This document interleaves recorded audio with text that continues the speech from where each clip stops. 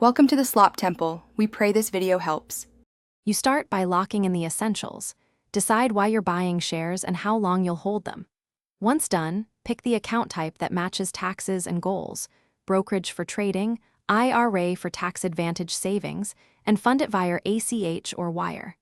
Make sure you have ID, social security number, and bank details ready so verification is fast. This accelerates your first trade and reduces delays. Next, you'll research specific companies and choose an order type to execute. Now you evaluate companies. Look at revenue trends, earnings per share, margins, and debt ratios because fundamentals determine long-term returns. Once comfortable, decide how many shares or what dollar amount to buy. Choose a market order for speed or a limit order to control price. Make sure to factor in commission fees, and that settlement is typically T plus 2 days. Finally, set your tax lot method, FIFO or specific identification, since that affects capital gains calculations.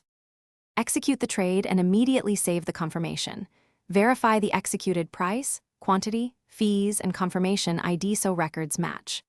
Once filled, monitor the position and set alerts or protective orders like stop loss or take profit to manage risk. If your order fails or is rejected, first check funding availability, account verification, and whether a limit price prevented execution. Then contact your broker with the confirmation data. One troubleshooting tip: enable two-factor authentication.